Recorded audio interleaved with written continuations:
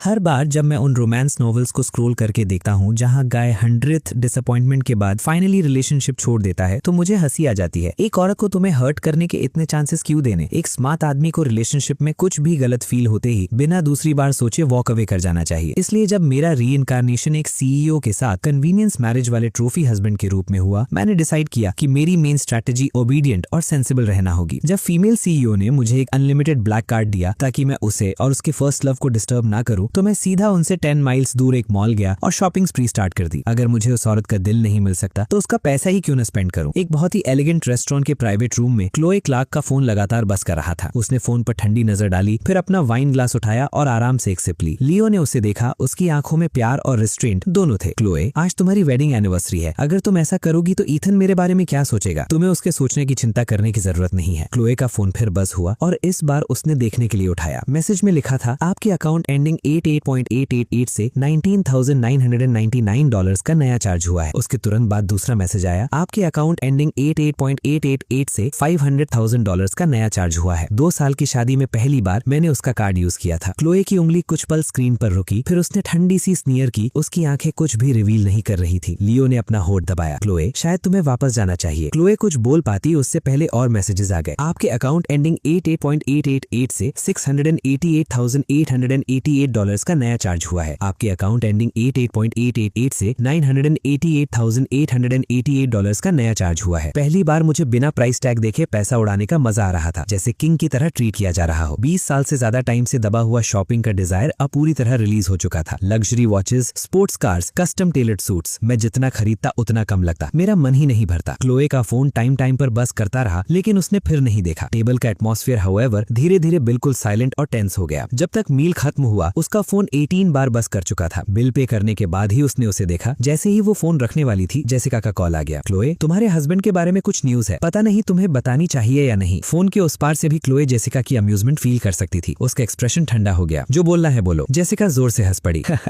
मैंने अभी तुम्हारे हस्बैंड को क्लब में देखा। उसने एक साथ 7 फीमेल मॉडल्स बुक की हैं। अगर तुम जल्दी नहीं आई तो तुम्हारे सर पर जंगल उग जाएगा। ईथन क्लब गया और 7 मॉडल्स बुक कर ली, ये कैसे पॉसिबल था? क्लोए डिसबिलीफ में हंस पड़ी। क्या तुम अंधी हो? No joke. आज तुम्हारा हस्बैंड जिस तरह ड्रेस हुआ है, मैं तो लगभग उसे पहचान ही नहीं पाई। जेसिका ने उसे एक फोटो भेजी। फोटो में एक आदमी नीट शॉर्ट हेयर कट के साथ black custom made casual suit और एक्सपेंसिव बिस्पोक लेदर शूज पहने हुआ था। सिर्फ उसकी बैक व्यू ही किसी बहुत हैंडसम इंसान का इंप्रेशन देने के लिए काफी थी। जेसिका ने मैसेज भेजा, क्या तुम पहचान भी सकती हो कि ये तुम्हारा हस्बैंड है? क्लोए को फिर लगा शायद वो अंधी हो गई है। ये ईथन था। इम्पॉसिबल। क्लोए, शायद तुम्हें वापस जाना चाहिए। मैं मूवी अकेला देख सकता हूँ। क्लोए ने फोन रख दिया, बिल्कुल भी अफेक्टेड हुए बिना, और लियो के साथ मूवी देखने चली गई। लियो ने अपनी पहली फिल्म के प्रीमियर को सेलिब्रेट करने के लिए फेसबुक पर पोस्ट किया। 20 मिनट बाद क्लोए को एक और बैंक अलर्ट मिला। मैंने रॉयल क्लब में अपना अकाउंट $1 मिलियन से टॉप अप कर दिया था। अब वो और ज्यादा देर तक शांत नहीं बैठ सकती थी। क्लब के प्राइवेट रूम के अंदर म्यूजिक और डांसिंग के बीच लाइट्स झूल रही थी। मैं सोफा पर पीछे टिककर बैठा था, पूरी तरह एंजॉय कर रहा था। $100,000 से ज्यादा की वाइन सिप करते हुए, जबकि 7 मॉडल्स अपनी अमेजिंग फिगर्स और फ्लॉलेस सर्विस के साथ मेरी खिदमत कर रही थी। एक मेरे फोरहेड पर लगभग ठीक हो चुकी कट को देख रही थी, दूसरी सोफा पर बैठकर मेरे पैरों की मसाज कर रही थी, एक मेरे पीछे खड़ी होकर शोल्डर्स दबा रही थी और एक मेरे लिए फ्रूट पील कर रही थी, जबकि बाकी गा रही थी और डांस कर रही थी। ये सर्विस सच में हेवन ऑन अर्थ थी। ये वही सीन था जिसके बारे में मैंने काउंटलेस बार फैंटेसी की थी और मैं हद से ज्यादा सेटिस्फाइड था। इसलिए जब मैनेजर ने अपनी सेल्स पिच दी, मैंने बड़े स्टाइल में हाथ हिलाकर क्लोए का कार्ड यूज किया और अपने अकाउंट में $1 मिलियन और ऐड कर दिए। तभी क्लोए ने रूम का डोर पुश करके खोला और मुझे एक मॉडल की कॉलर बोन पर उंगली फेरते हुए देखा, पूरी तरह मेस्मराइज्ड, जैसे मैंने पहले कभी कोई औरत देखी ही ना हो। ये काफी अच्छा लग रहा है। इसे इतना डिफाइन बनाने में कितना टाइम लगा? स्वीटी, मेरे पास भी है, फील करना चाहोगे? मेरे पास भी है स्वीटी। खूबसूरत यंग वुमेन बड़े एंथुजियाज्म के साथ अपने फिगर्स शो कर रही थी और मुझे लग रहा था कि मेरी नोज ब्लीड निकलने वाली है। रिच लोगों की लाइफ सच में कमाल की होती है। मैं जैसे ही किसी और को टच करने वाला था, एक जोर की बैंग आवाज आई और उसके बाद एक ठंडी आवाज गूंजी, सब लोग बाहर निकलो। मुझे एक्सपेक्ट नहीं था कि क्लोए यहाँ आ जाएगी। मेरा मजा इंटरप्ट हो गया था, इसलिए मजबूरी में एक मॉडल की वेस्ट को हल्का सा स्क्वीज किया। तुम लोग पहले जाओ, मैं फ्री होके फिर बुला लूंगा। क्लोए का चेहरा तूफान से पहले वाले आसमान की तरह अंधेरा और भारी था। कुछ ही देर में रूम में सिर्फ हम दोनों बचे और पूरी खामोशी छा गई। मैं सोफा पर पीछे टिक गया और उसे ध्यान से देखने लगा। कोई वंडर नहीं कि ओरिजिनल ईथन पहली नजर में उस पर फिदा हो गया था। उसका चेहरा उन सब मॉडल्स को कंपेयर में बिल्कुल फीका बना देता था। Sharp eyebrows, cold eyes, perfect nose और डीप चिजल्ड फीचर्स, वो किसी डिवाइन मास्टरपीस की तरह लग रही थी। उसकी नीटली ड्रेप्ड पिंक ड्रेस उसकी ग्रेसफुल फिगर को और हाईलाइट कर रही थी, जिसका नी लेंथ प्लीटेड हेम एक साथ शार्प और प्लेफुल लग रहा था। Black over the knee socks socks उसकी लेग से चिपकी हुई थी। उसकी टॉल और स्टनिंग फिजिक को और उभार रही थी। हाथ कमर पर रखे हुए वो एक ऐसी चार्म रेडिएट कर रही थी जो नजर हटाने नहीं देती। अगर वो मॉडल होती तो